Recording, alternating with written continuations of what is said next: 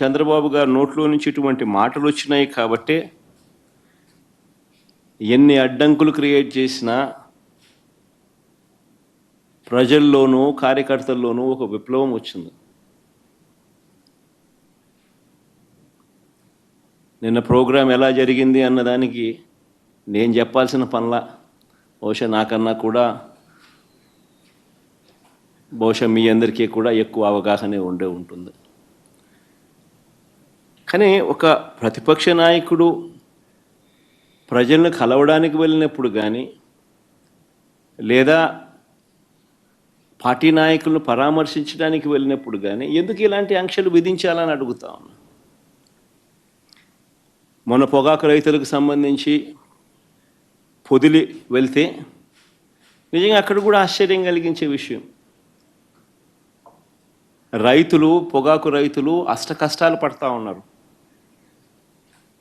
పండించిన పంటకు గిట్టుబాటు ధర రావడం లేదు. అలాంటి నేపథ్యంలో 2 ఆత్మహత్యలు జరిగాయి పరుచూరు కొండేపిలో. ఇలాంటి పరిస్థితుల మధ్య అక్కడ జరుగుతూ ఉన్న పరిస్థితుల మధ్య రైతులకు సంఘీభావంగా ప్రతిపక్ష నాయకుడు అక్కడికి వెళ్తే ఆ కార్యక్రమంలో రైతులు ప్రజలు పెద్ద ఎత్తున పాల్గొంటే దాదాపుగా 40,000 పైచిలుకు మంది ఆ కార్యక్రమంలో పాల్గొంటూ ఆ ప్రోగ్రాం జరుగుతూ ఉన్నప్పుడు 40 మందే, ఎంచినా కూడా అంతకన్నా ఎక్కువ మంది కూడా కనపడరు. 40 మందితో నువ్వు 40,000 మంది జరిగే ప్రోగ్రాం మీద రాళ్ళు వేయాలని ప్రయత్నం చేస్తావు. ఆశ్చర్యం కలిగించే విషయం అది.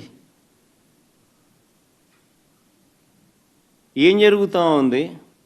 రైతుల సమస్యలు హైలైట్ కాకూడదా? రైతుల సమస్యల తరపున ఎవరు రైతుల తరపున మాట్లాడకూడదా? రైతులకు సంఘీభావంగా ఎవరు వెళ్ళకూడదా? రైతుల సమస్యలు అనేటివి ఎవరు పట్టించుకోకూడదా? 40,000 మంది ప్రజలు రైతులు పాల్గొన్న కార్యక్రమంలో 40 మంది చేత నువ్వు డిస్టర్బ్ చేయాలని ప్రయత్నం చేస్తావు. ప్రయత్నం చేసి ఇంకా రైతులు ప్రజలు సమన్వయం పాటించినారు.